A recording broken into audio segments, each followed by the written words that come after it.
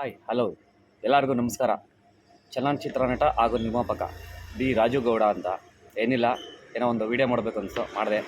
ಏನು ಕಾರಣ ಅಂದರೆ ನಾನು ಏನಂದರೆ ಎದುರುಗಡೆ ಕಾಣಿಸಿದ್ದು ಅಲ್ಲಲ್ಲೇ ಹೇಳ್ಬಿಡೋದು, ಆಯಿತಾ. ಏನು ಅಂತಂದರೆ ಟಾಪಿಕ್ಕು, ಈ ನಮ್ಮ ಡಾಕ್ ಸತೀಶ್ ಅವರು ನನಗೆ ರೀಚ್ ಆಗಿದ್ದು ಯಾವಾಗ ಅಂತಂದರೆ ಈ ಬಿಗ್ ಬಾಸ್ ಬಂದಮೇಲೆ, ಆಯಿತಾ.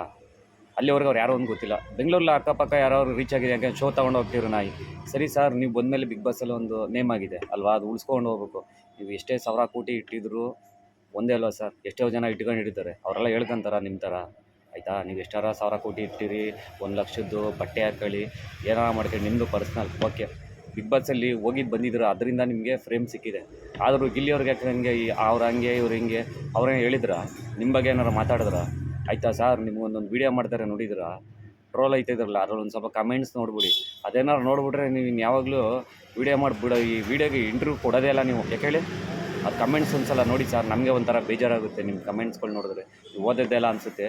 ದಯವಿಟ್ಟು ನಿಮ್ದೇನೇ ಇದ್ದರೂ ಇಟ್ಕೊಳ್ಳಿ.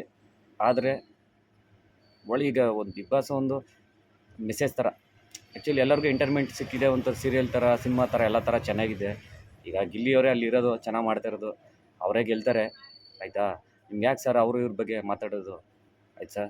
ಅವೇನು ನಿಮಗೆ ಏನು ಇದು ಹೇಳ್ತಾಯಿಲ್ಲ, ಯಾಕೆಂದರೆ ಅದರಲ್ಲೊಂದು ಫ್ರೇಮ್ ಸಿಕ್ಕಿದೆ, ಅದು ಉಳಿಸ್ಕೊಂಡೋಗಿ. ಸುಮ್ಮನೆ ಅವ್ರಿಗೆ ಬೈಯೋದು ಏನೋ ಪಬ್ಲಿಸಿಟಿ ಥರ ಆಗೈತದೆ. ಯಾಕೆ ಸರ್, ನಾವು ಈಗ ಮಾಡಿದ್ರೆ ನಮಗೂ ಏನಂತಾರೆ ಗೊತ್ತಾ, ಪಬ್ಲಿಸಿಟಿ ಅಂತಾರೆ, ಆಯಿತಾ. ಸರ್ ನಿಮ್ಗೆ ಯಾಕೆ ಬೇಕು ಸರ್ ಅವ್ರ ಬಗ್ಗೆ ಎಲ್ಲ.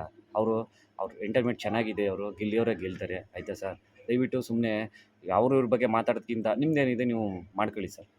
ನಮಸ್ಕಾರ ಸರ್.